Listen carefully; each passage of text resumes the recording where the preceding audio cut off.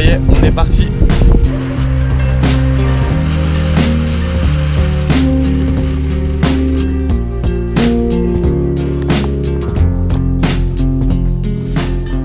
Ce sont des chauves-souris qui font à peu près 60 cm d'envergure et elles sont par milliers.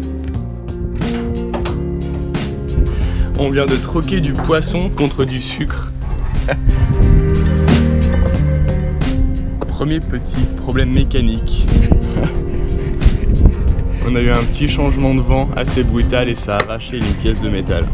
Du coup, il faut qu'on se démerde sans.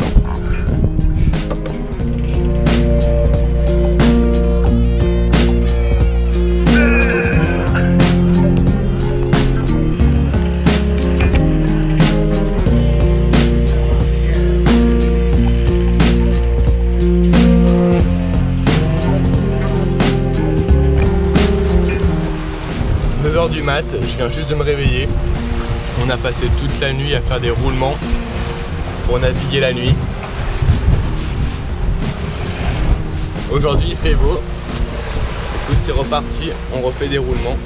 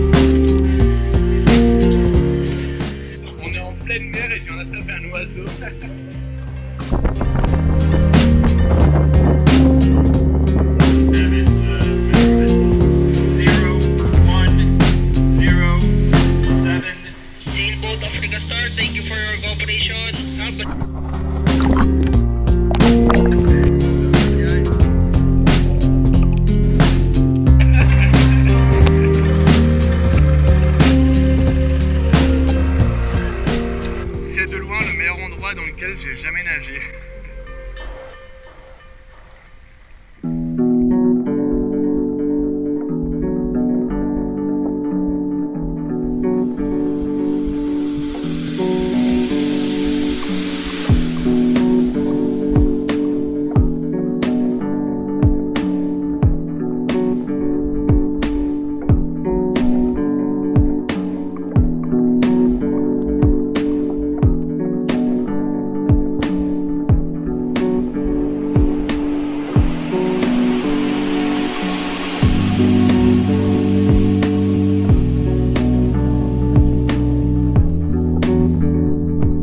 On s'est tapé une semaine de vent dans le nez non-stop, entre 10 et 30 nœuds. Et tu comprends pourquoi c'est un catamaran de croisière et pas de sport. Avec 20 nœuds de vent, tu peux en tirer maximum 4-5 nœuds. Et pour remonter le vent, c'est un peu la merde. Il faut taper dans du 60 degrés minimum. Donc ça nous fait faire des zigzags de taré, comme vous pouvez le voir ici.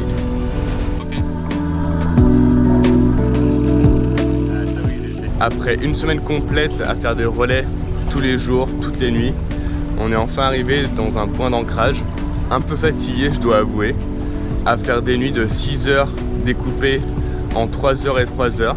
Ce qui est marrant, c'est que dans l'idée collective, le bateau c'est moyen de transport du hippie, le truc trop bien où tu es juste super libre. Et en fait, pas du tout. C'est le moyen de transport le plus lent. En vélo, je vais plus vite. Tu es tributaire du temps. Si t'as pas de vent, tu es dans la merde. Ou alors tu utilises les moteurs et du coup ton projet écolo tombe à l'eau. Quand les vents sont contraires, il faut que tu fasses à peu près 10 fois plus de distance en faisant des zigzags dans tous les sens pour remonter le vent. Et ça, y a rien de plus frustrant. C'est pas stable du tout, ça bouge tout le temps, t'as pas un moment de répit.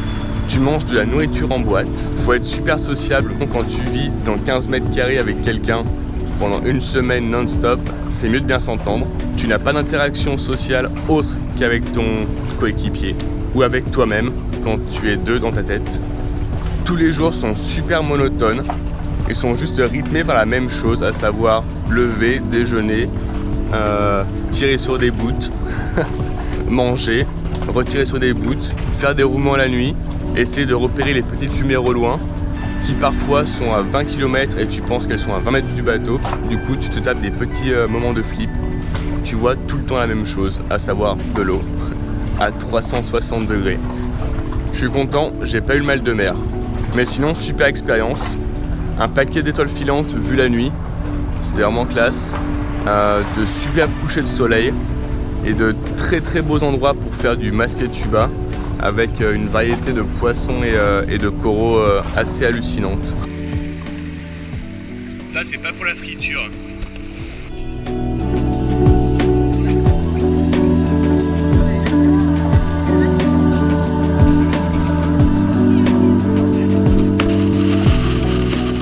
Me voilà sur Maboul Island où j'ai retrouvé la petite Justine et je vais donc passer mon open water accompagné de la superbe Dive Master. Welcome to the PADI Open Water Diver Course. Je suis de retour à l'école et cette fois c'est pour apprendre à plonger. Ça va, y a pire. Do not risk running out of air underwater. Breaking news, je viens d'apprendre qu'on ne pouvait pas respirer sous l'eau.